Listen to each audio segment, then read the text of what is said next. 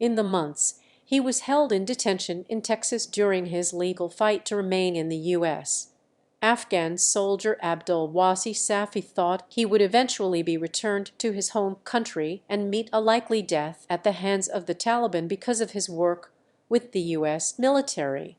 But on Friday he stood a free man, filled with hope that the help he provided the U.S. military will ultimately help him secure asylum in the U.S. amid hugs from his brother and lawyers. Wasi Safi proudly smiled as he received an award from one of his supporters, Congresswoman Sheila Jackson Lee, a Democrat from Houston, that honored his military service to the U.S.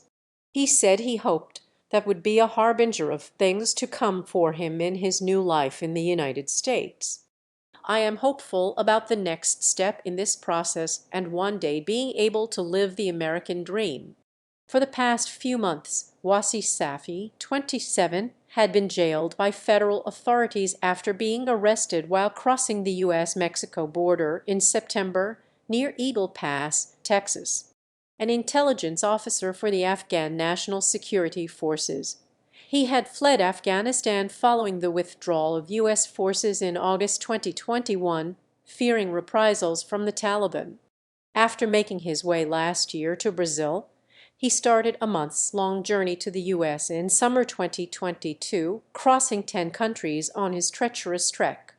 Wasi Safi had been facing a federal immigrant charge, but a judge on Monday dropped the count at the request of prosecutors.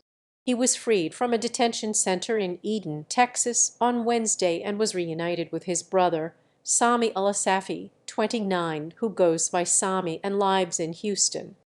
Today, a wrong has been made right, and I would like to thank those who have worked tirelessly to secure justice for my brother, said Sami Safi, who had been employed in Afghanistan by the U.S. military as a translator before he moved to the U.S. The lawyers, bipartisan lawmakers, and military organizations that have been working to free Wasi Safi say his case highlights how America's chaotic military withdrawal from Afghanistan continues to harm Afghan citizens who help the U.S. Jackson Lee said being able to free Wasi Safi from detention and provide him help and resources as he applies for asylum is part of the promise the U.S. has long made to those such as Afghan soldiers who have helped the country's military in its efforts to preserve democracy. America made a promise. Today we emphasize America kept her promise. Wasi Safi, whose case was first reported by the Texas Tribune, had suffered serious injuries from beatings during his journey to the U.S., including damaged front teeth and hearing loss in his right ear. Sami Safi said as his brother's asylum claim is reviewed, he will be helping him heal his body and mind and get him acclimated to living in the U.S. Wasi Safi said part of what he hopes his American dream includes is being able to work and support those members of his family who remain in Afghanistan, including his parents, 6 sisters, and 2 other brothers. He hopes that one day they can all be reunited. Nearly 76,000 Afghans who worked with American soldiers since 2001 as translators, interpreters, and partners arrived in the U.S. on military planes after the U.S. withdrawal from Afghanistan. But their immigration status remains unclear after Congress failed to pass a proposed law, the Afghan Adjustment Act, that would have solidified their legal residency status. Please do not forget that there are people who are still left behind.